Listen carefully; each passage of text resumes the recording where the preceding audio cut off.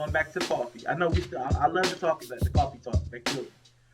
But what I really think, beyond the coffee, I don't even think people who are online talking about relationships really want relationships. Because the things that they talk about, their points, their criticism, none of it drives you actually towards the relationship. It's all a bunch of demonization, pointing, blame, but none of it is actually useful steps to better yourself or to know what to look for. I haven't anybody in the relationship space give useful step-by-steps on how to vet, how to date, what to look for.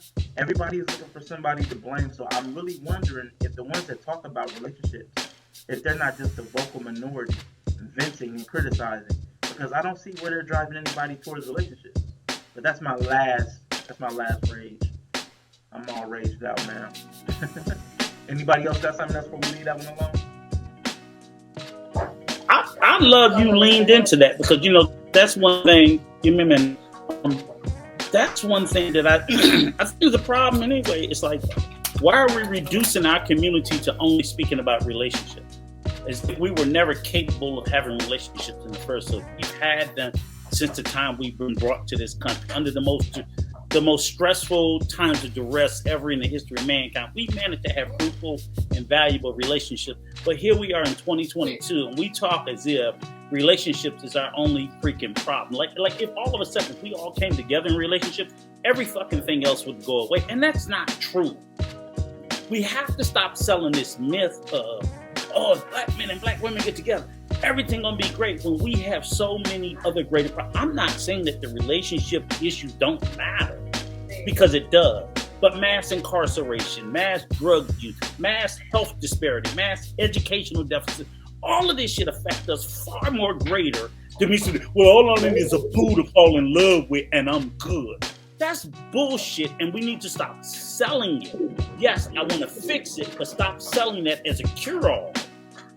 That's the problem. That's the issue. Hey, go ahead.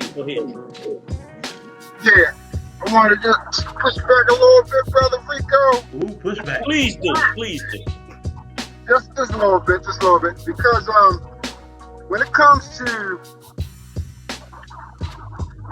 for me, that's what I'm saying. I'm not just talking about relationships. I'm actually talking about marriage, the covenant, the thing that God provided for a man and woman to do before sin even befallen into the world. Marriage is the actual building block of actual civilization. Kingdoms and everything starts when marriage is commenced. Princes to princesses, they come together and they forge kingdoms. And then civilizations are restored, either bring one into desolation or bring it into all together.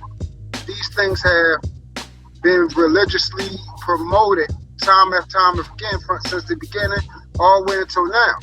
So if we actually do things right, a lot of the people that sell drugs, why are they selling drugs for? Because the household is not in order. Because they got to go out here and get their money for their baby diapers and everything.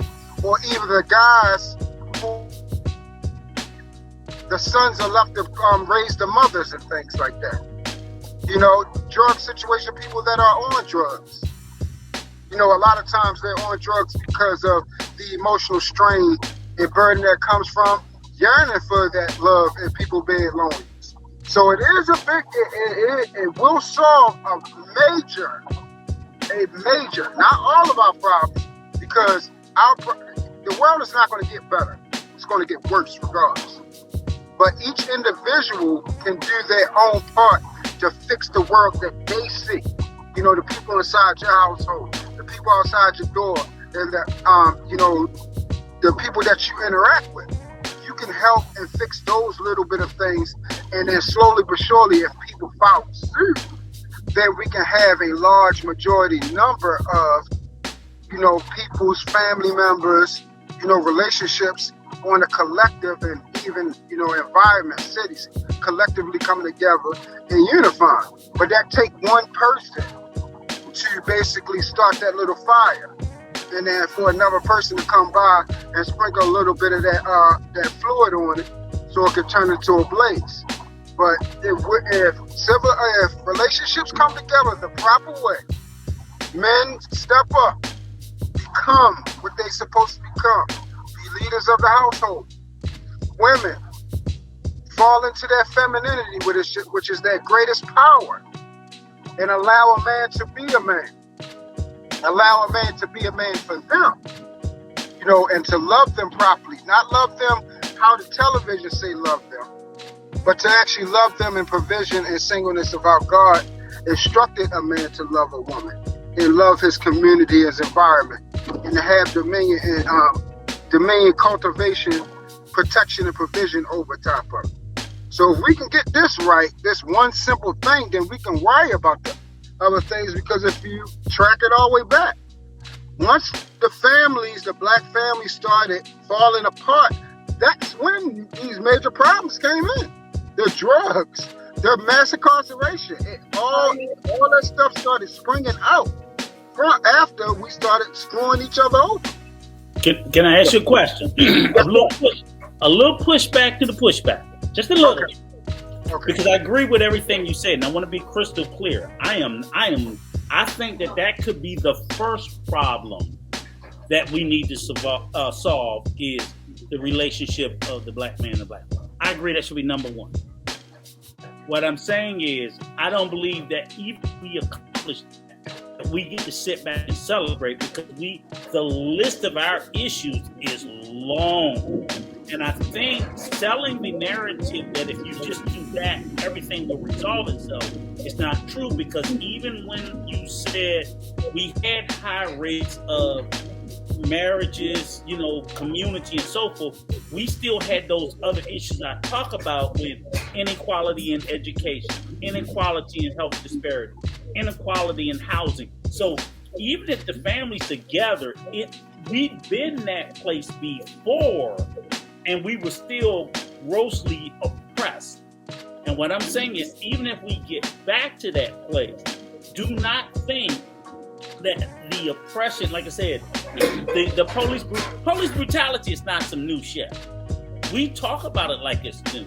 Remember, you had the slave patrols and the Jim Crow and the KKK and everything. Police brutality has always, since from the time of the overseer until today, police brutality has been the bane of our existence, and we have not broken that. And being married or being separated has no effect on that. And that's what I'm saying. Our political representation, police brutality, other issues that we do have to deal with. I think first and foremost, it makes it harder if you're not in a union. It makes it harder, but just being in a union is not going to solve it, is what I want us to be honest about. Yes, no, totally agree. We're on the same page. Totally agree.